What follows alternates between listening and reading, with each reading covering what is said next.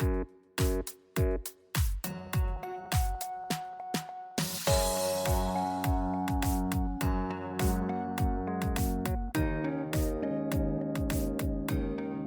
to Mansplaining, a podcast about the interesting things you can discover if you just take the time to learn.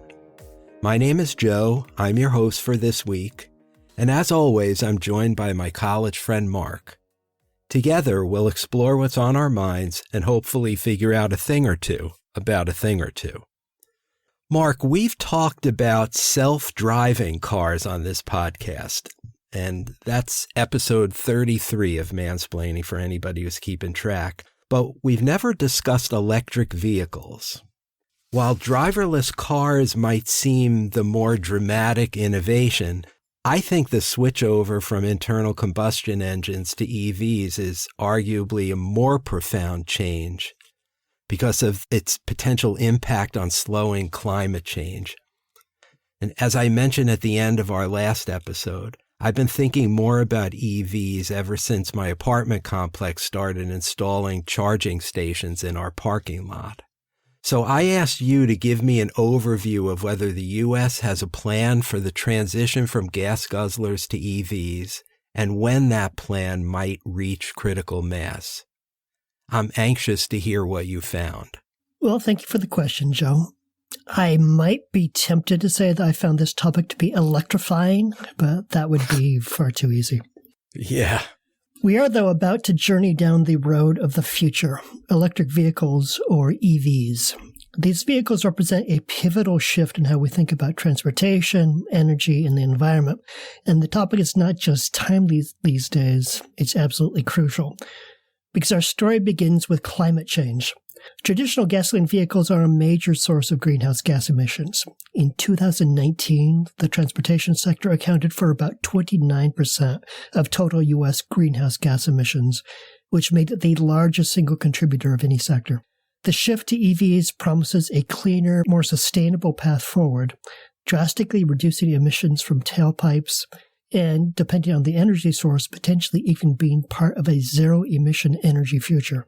I think there's an irony about that, though, Mark, that electric power isn't really a true panacea until coal is removed from the electric grid, right? True. Electricity has to become truly clean before electric cars fulfill their potential. Yeah. Right? Oh, yeah. Electricity is not clean energy unless you can trace it all the way back to hydroelectric or solar or wind turbine or something like that. Right. If you're burning natural gas or coal to generate that electricity, then it might not be greenhouse gas producing in use, but it's not clean. Good call out there. So the next part of the story is one of my favorite things, technology. For the first time, EVs on a mass scale are possible thanks to recent leaps in battery technology. Over the past decade, lithium-ion batteries, which power today's electric vehicles, have undergone significant advancements. Energy density is a measure of how much power can be stored in a given weight or volume of the battery, and is dramatically increased over the past few years. This improvement means that EVs can now travel farther on a single charge, which makes these vehicles a more practical alternative to gasoline cars. At the same time, the cost of lithium-ion batteries has plummeted, dropping by approximately 89% from 2010 to 2020. Meanwhile, charging speed has gotten a lot better. These advancements, along with improvements in electric motors, regenerative braking, and onboard software, have made EVs more efficient, reliable, and accessible to the average consumer. In short, we're at a critical moment for electrical vehicles. But how did we get there? That's a story that starts a long, long time ago. Joe, do you know in what year the very first electronic vehicle was invented? I don't. Well, here's a hint. At the time, the primary competitor to EVs was not gasoline vehicles, it was the horse. Oh, my goodness. Well, that's a lot earlier than I would have guessed. So maybe we'll say 1880? Nope. Farther back. The very first experiments in electric propulsion were all the way back in the 1830s. Wow. Scottish inventor Robert Anderson is often credited with creating the first crude electric carriage somewhere in the period between 1832 and 1839.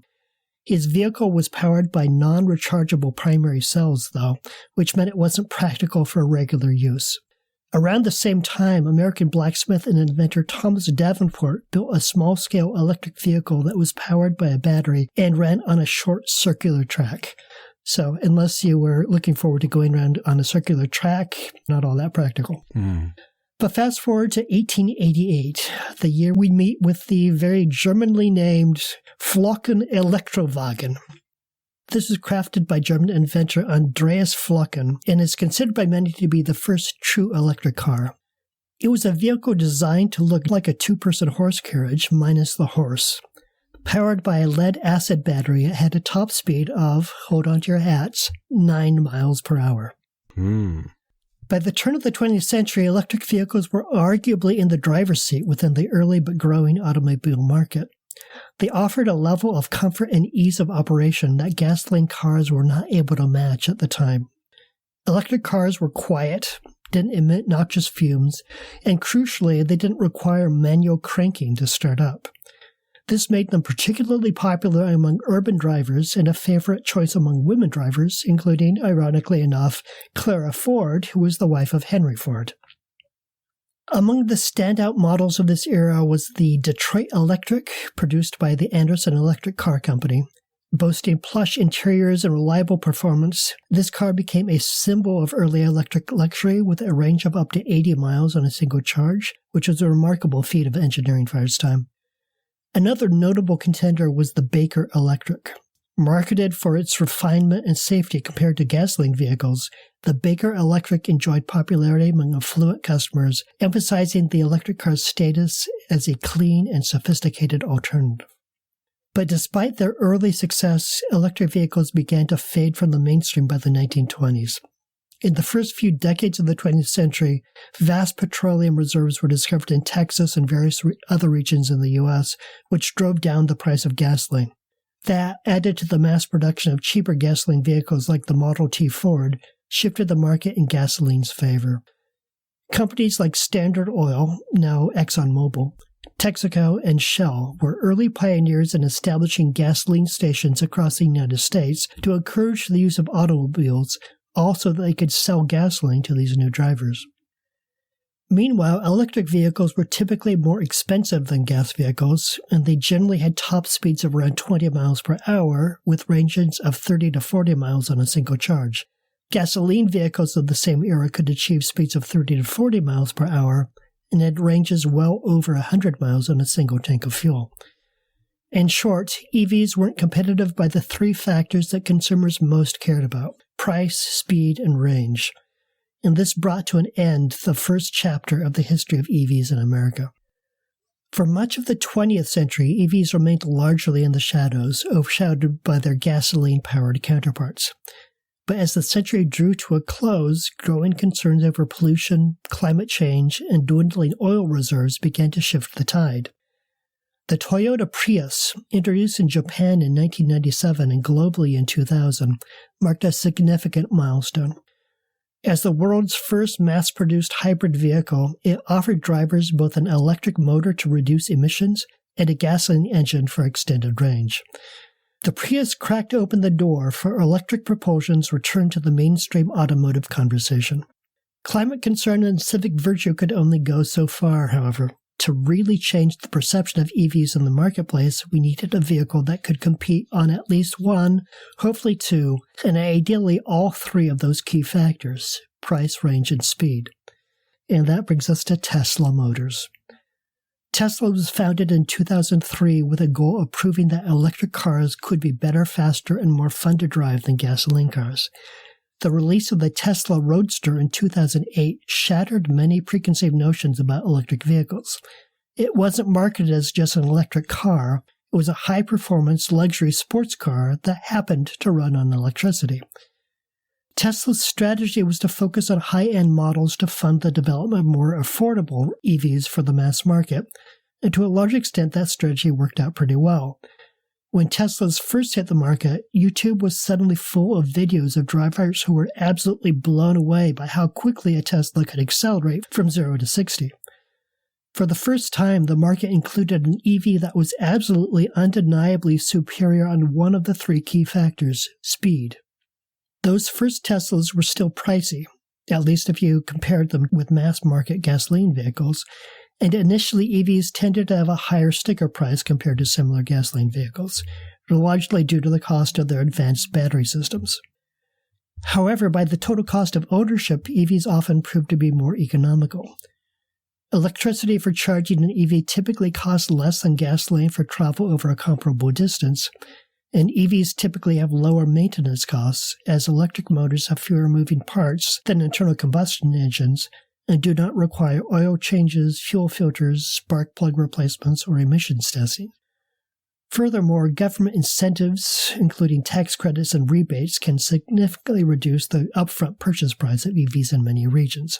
In short, speed, check. Cost, check.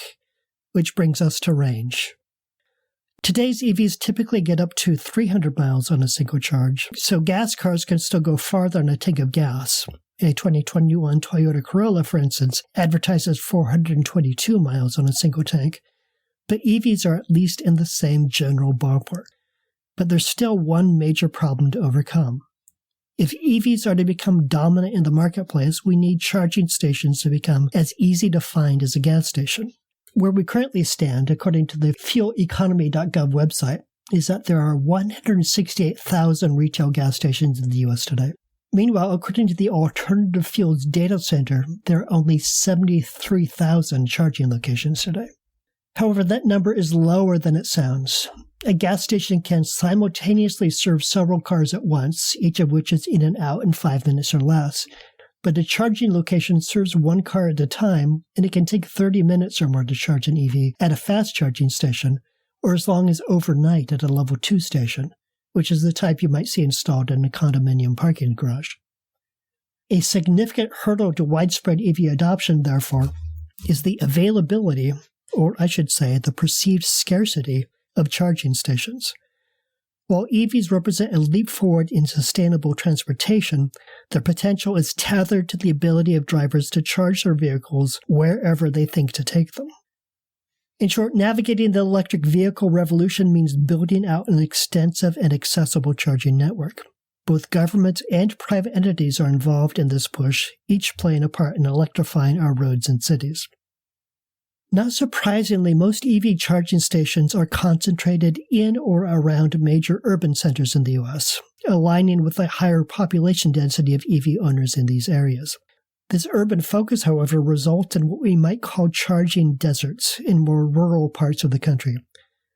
Such gaps in the charging infrastructure not only complicate the ownership and operation of EVs in these regions, but also make traversing rural America in an EV a potentially stressful endeavor. Drivers need to carefully plan their routes to ensure they can reach the next available charging station before their battery hits zero.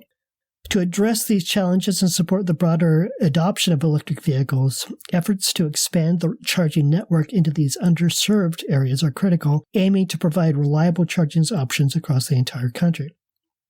In the United States, one of the most significant steps towards this future has been the Bipartisan Infrastructure Law, which is a piece of legislation that sets aside $5 billion for building a network of high-speed charging stations.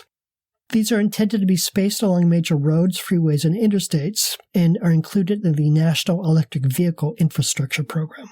Yeah, and the key in that sentence is high speed, right? Because the chargers that are being built in the parking lot of my apartment complex are the level 2 overnight chargers, which kind of makes sense, right? You get home for the evening, you charge up, and you're ready to go in the morning. Right. But in order to successfully navigate longer trips, Americans need the high-speed charging stations to be out in public areas.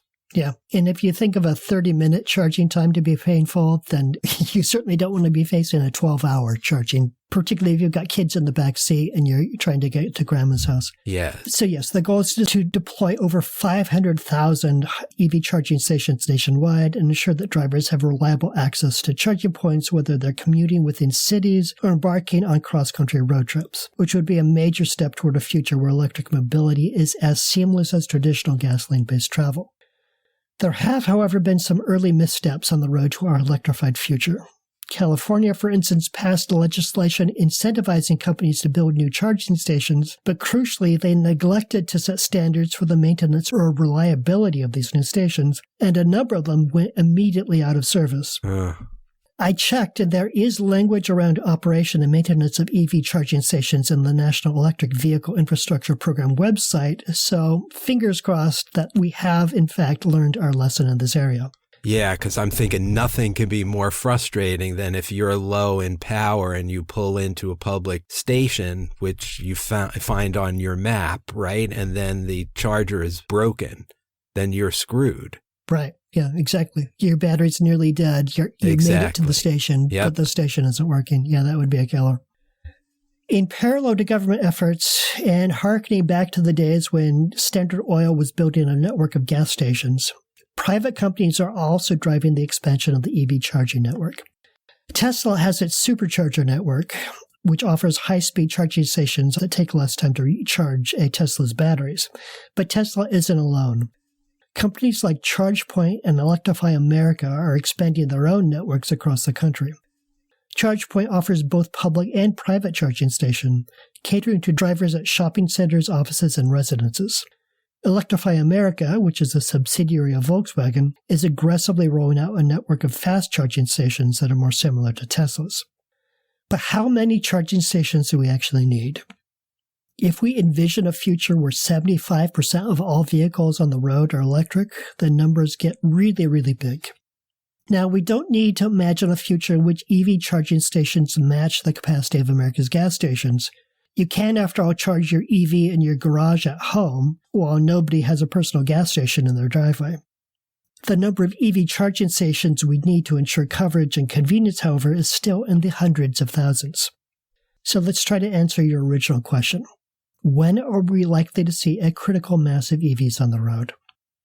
The global EV market has been growing at an unprecedented rate, fueled by the technological advances we already talked about, environmental awareness, and supportive government policies. In countries leading the EV charge, like Norway, EVs already account for a significant portion of new car sales, thanks to a combination of incentives, a robust charging infrastructure, and a strong cultural shift towards sustainability. In the U.S., while EVs currently represent a smaller fraction of total vehicle sales, the trend is upward, with sales doubling in recent years. Governments worldwide are setting ambitious targets for EV adoption. The European Union, the United Kingdom, and even states like California have laid out plans to ban the sale of new gasoline and diesel cars within the next 10 to 15 years. Simultaneously, major automakers are committing to electrifying their fleets, with some pledging to sell only electric vehicles by as early as 2030. Definitions of critical mass can vary, but let's say it means reaching the point where EVs are the norm rather than the exception. Based on current growth trajectories and policy targets, many industry analysts predict that by the 2030s, EVs could make up the majority of new car sales in several key markets, with a significant portion of the total vehicle fleet being electric by the 2040s, if not sooner.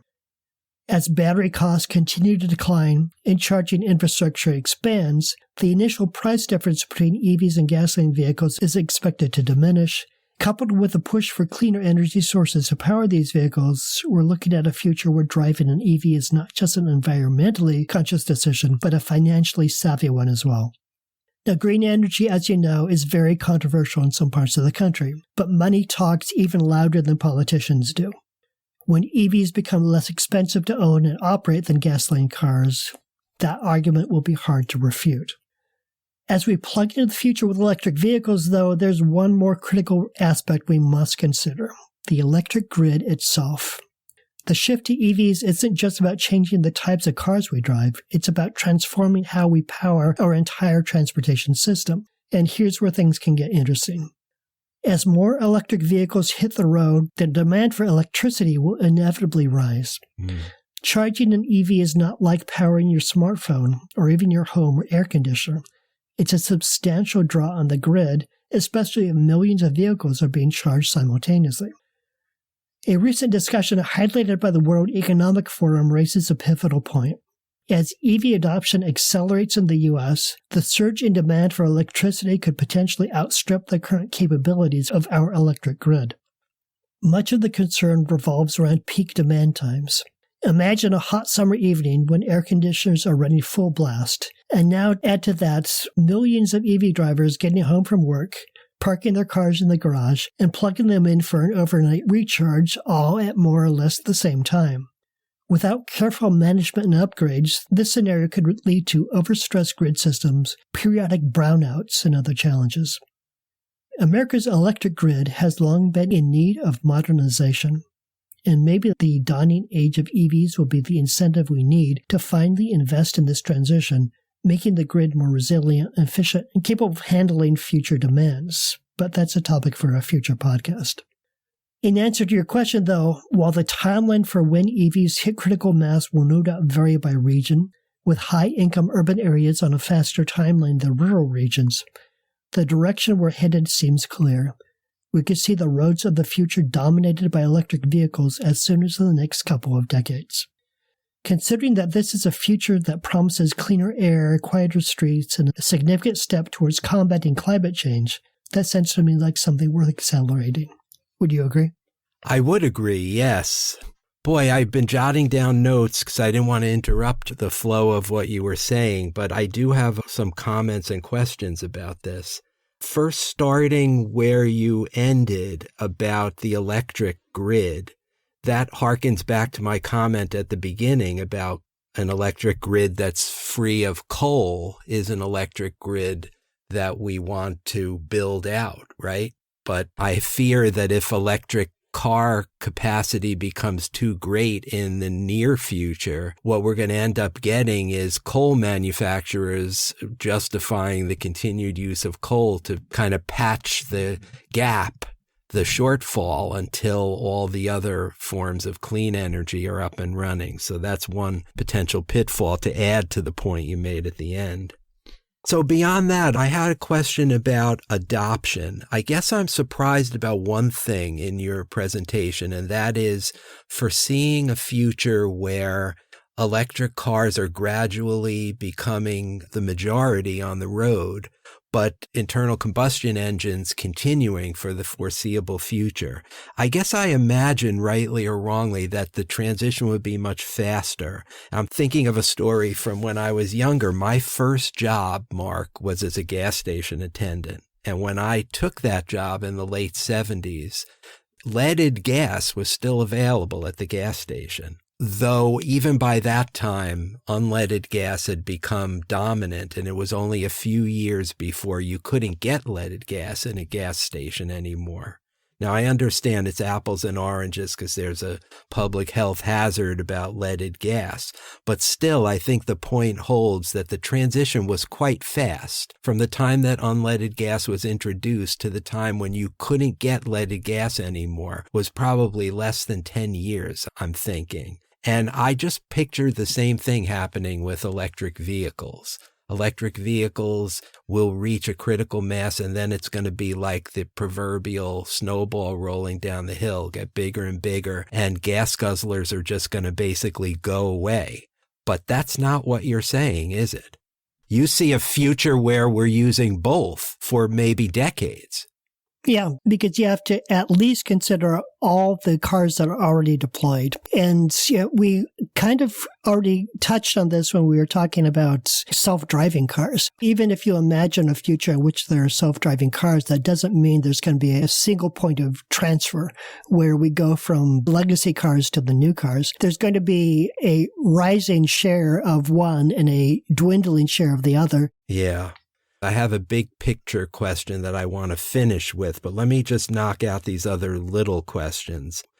About the range of EV vehicles, isn't it true that it's diminished in cold weather because batteries are notorious for giving less performance in cold weather? I think I read somewhere that it could diminish the battery power by 25%. And the reason I mention that is because I feel like without a build out of these super high quality premium charging stations, EVs are only going to be used for short trips.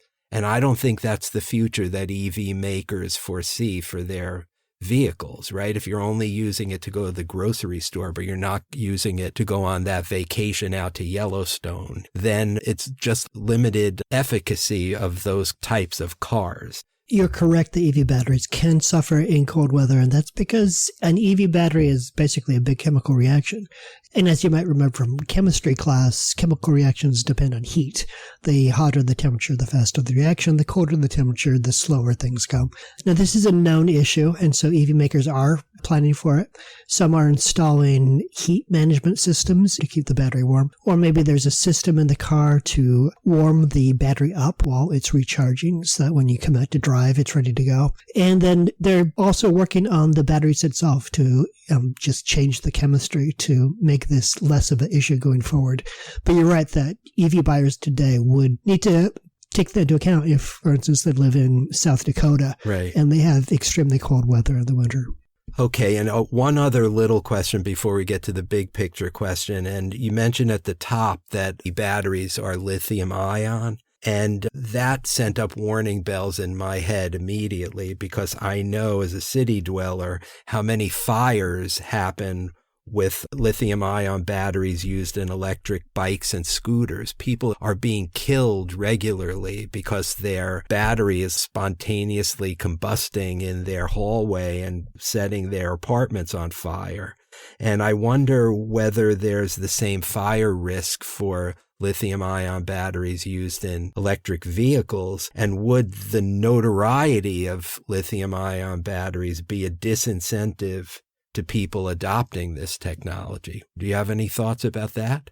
No, you're right. That's a concern. Lithium-ion batteries are big bundles of chemicals that store a bunch of energy. And of course, if things go wrong, they can overheat or even explode. And in addition to the electric bikes and the scooters that you mentioned, I remember the stories of people who brought laptops onto airplanes, and the laptop overheated and caught fire during flight and filled the cabin with smoke. So it's a concern. And again, manufacturers are aware of these things. They are working on them with things like better battery chemistry and onboard systems that monitor the battery's health and help to keep it from overcharging or overheating. But it's really a work in progress. So it's kind of like the scenario with the batteries that don't work at super cold temperatures. It's more an issue today than we hope it will be tomorrow. Yeah. But it is an issue today for current buyers. Knock on wood, they'll figure it out and improve the situation going forward. Right. And ultimately, the technology needs to be perfected because it's simply unacceptable to have fires starting, That'll be fixed, probably. So my big picture question needs a little bit of setup. I didn't know anything about the first heyday of electric cars that you mentioned in the 19th century. That was really interesting.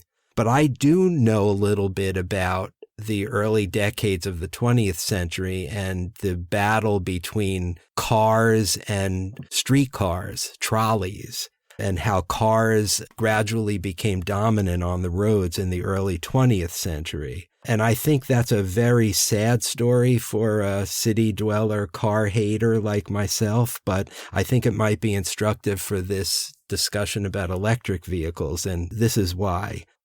The government basically put its fingers on the scale in the early 20th century to favor cars over trolleys and streetcars. They built roads instead of tracks. They gave cars the right of way on crowded city streets, and streetcars didn't have a dedicated right of way, so they were invariably stuck in traffic. And streetcars were the dominant form of public transportation in the last half of the 19th century and the beginning decades of the 20th century. People who worked outside of their home took public transit to work until the advent of the gas-guzzling car.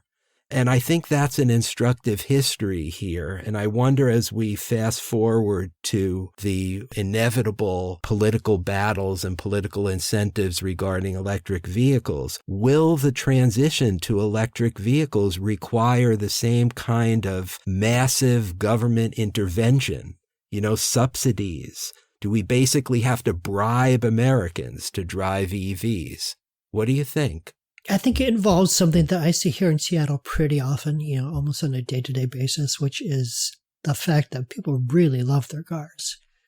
Like, as much as they hate the circumstances of driving, they are really attached to those vehicles. I know when I talk to other people about the ability to go car-free in Seattle, as I have for the past 20 years, I'm just met with incredulity because it is so much a part of their lives. They have notions of freedom and mobility, and it feels very empowering to them to have that car. They spend a lot of money on their car. They spend a lot of time in their car. And we kind of have a romance with the car in this country. And so I think you're absolutely right. It's going to be a frustratingly slow and painful transition unless the government really provides incentives, because we don't just have that romance with the car. We have that romance with the gasoline car, the way it sounds when it starts up, the way muscle car rumbles as it goes out on the road. We have these associations that are not going to carry over to electric vehicles because they don't sound the same, they don't drive the same. And so there's going to be a certain segment of society that is going to be as attached to their gasoline automobile or truck or SUV or what have you, as a different segment of the population are attached to their guns. And we've seen that you can have some success in America to get people to trade in their guns by having official trade-in programs where they're given money or credits for other things. And I wonder if we need the same sort of thing for cars, that there would be an official trade in your gasoline car, you get an EV, and maybe you get a tax credit on top of that. Be enormously expensive. I think we can agree. It would be really expensive. But otherwise, there's going to be some people who are going to be like, you're going to pry my polluting pickup truck from my cold, dead hands. And it's going to take decades or even lifetimes for that to happen. So yes, I do expect that some government interventions can be needed. And then that raises the question of how you get that government intervention into action, considering that there are going to be big petroleum companies with lots of money to spend on lobbyists who are not going to want that transition to happen. So it will be an interesting drama to see play out. Yeah, I think you're right about that. Well, thank you. That was very interesting. I learned a lot, and I hope our listeners did as well. So you've got a question for me for next time. Yes, I do. And this is one that's been banging around in my head for a while now.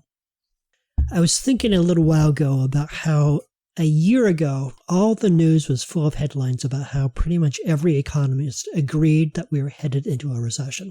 And of course, that recession didn't happen. And that reminded me of the fact that's been frequently reported on, that economists are really, really bad at predicting the future, which is kind of surprising because economics is this empirical discipline where they gather a bunch of data and they apply sophisticated mathematics and statistics to it. And it really seems like the scientific thing. And economics is a great way to look at history and understand why things happened the way they did.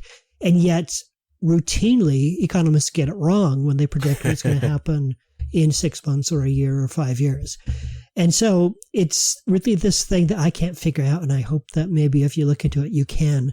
Why are economists so bad at predicting the future? That's a great question, Mark. I am no big fan of economists. I admit that bias going in, so I'll be really interested to research that and come back to you with some kind of answer. I look forward to hearing it. Yeah. But that's all for this episode of Mansplaining. If you have any thoughts about what you just heard, you want to comment on this episode or any other episode of our podcast, please go to our Facebook page, Mansplaining the Podcast. That's where you can like us, you can check our sources, you can leave a comment or a question about what you just heard, or you can suggest topics for future episodes. We appreciate any feedback you give us there. We welcome it, and we hope you'll share with us. You can also give us a rating or write a review on whatever app you use to listen to this podcast. If you haven't done that yet, please do. We read all comments, and we enjoy getting ratings from our listeners. But that's a wrap for this episode. Thanks very much for listening. I'm Joe. That was Mark, and we'll talk to you next time. See you then. In the heart of the city, under neon lights, the future's rolling in electric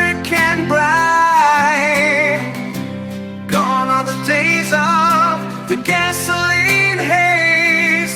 We're driving down the road of change, setting nights ablaze. Electric revolution, power in our hands, charging through the night, across these changing lands. No more smoking mirrors, just stars we're chasing after. In the silence of the motor, you can hear the laughter.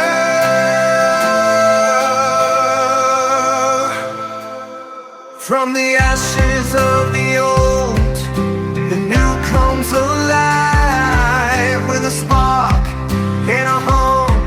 To the future we dive, batteries charging, the grid is expanding, the horizon's ours for the taking, our road's never ending.